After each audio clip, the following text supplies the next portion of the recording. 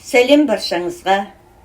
Аллергия деген қазіргі таңда құлашын кең жайған аурулардың бірі. Бұл дертке толықтай сауығып кету дәстүрлі әдіспен мүмкін болмай тұр. Дүние жүзінде 20% адамда кездесетін болса, қазіргі таңда соңғы 30 жылда 2 есеге көбейіп кеткен. Аллергия неден болады? Жан-жағымызды қоршаған ортаның бәрінен аллергиялық реакция беруі мүмкін. Мысалы, шаң тозаң, шыбын шіркей, тұрмыстық химия, жүннен, үй жануарларынан, шөптің гүлдеуі, тамақтан, дәрі-дәрмектен, косметика, суықтан, тіпті күн сәулесінен де. Әлі күнге дейін аллергия бізге жұмбақ болып келеді, және де бұл аурудың тұқым қуалауы да мүмкін. Егер ата-анасының біреуі аллерген болса, 25% балдары да ауырады. Егер екеуі де ауыратын болса, 75-80% балдары ауруы мүмкін. Мен каналды жаңадан бастап отырғандықтан, сіздерден қолдау сұраймын.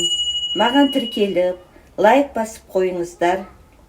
Қазағымның қыз-жігіттері, қариялары, осы аллергия дертімен қиналып жүргендерің болса, осы видеоны аяғына дейін көріңіздер. Осы аллергия дертінен жеңіл, оңай, кері әсерінсіз қиналмай айығудың жолдарын түсіндіремін. Аллергияның белгілері: ринит, көз аурулары, крапивница, квенти ісігі, дерматит, бронхиальная астма, анафилактический шок. Осылар аллергияның белгісі болып келеді. Емдік профилактика осы уақытқа дейін ешқандай аллергияға ем табылған емес. Ауырған кезде дене қышынып, бөртпелер денеде пайда болады. Сол кезде тыныштандыратын дәрі беріп, или гормонмен уақытша әсер етіп қояды. Адамды диетаға отырғызады. Аллергия сезон сайын өршіп отырады. 30-40 жыл өмір бойы ауырып жүрген адамдар қаншама. Докторлар аллергия беретін ортаға бармауыңды ұсынады. Кейбіреулер сол жұмыстарын ауыстырып, тіпті басқа жаққа қоныс аударып жатады. Бәрінен көтерісіп, ана болмайды, мынау болмайды, бұл қандай өмір деп қиналып жүргендер қаншама. Егер шаңға аллергия болса, сонда үйден шықпай отырасың ба? Мәртебелі табиғат одан артық емші жоқ екенін баяғыда дәлелдеп қойған. APL компаниясы осы аллергия дертінен айығу үшін альт өнімін ұсынады. Альт өнімі ол аллергияға қарсы құрамында табиғи жеміс-жидектен, емдік шөптен тұратын өнім. Аллергиялық аурулар дәстүрлі әдіспен емделмегендіктен, сондықтан да оған қарсы тұратын өнім альт болып табылады. Альт клетканың мембранасын күшейтіп, гистаминнің өрбуіне тежеу қойып, рак клеткаларды жойып, және де аллергиялық шабуылды азайтып, адамдарды аллергиядан ешқандай ыңғайсыздық тудырмай, кері әсерінсіз аурудан айықтырады. Альттың ағзаға әсер етуінің 7 ерекшелігі бар. Дененің қышынуын, түшкіруін, мұрынның бітуін, или ағуын, дененің қызаруын тез жояды. Құрамындағы кальций, цинк, магний аллергияға қарсы күреседі.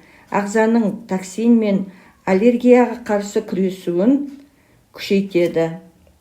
Құрамында биофлавоноид бар, антигистаминнің әрекетін реттейді. Гистаминді мастикалық клеткада ұстайды. Раковый клеткалардан ағзаларды сақтайды. Үйде де, далада да аллергияның реакцияны болдырмайды.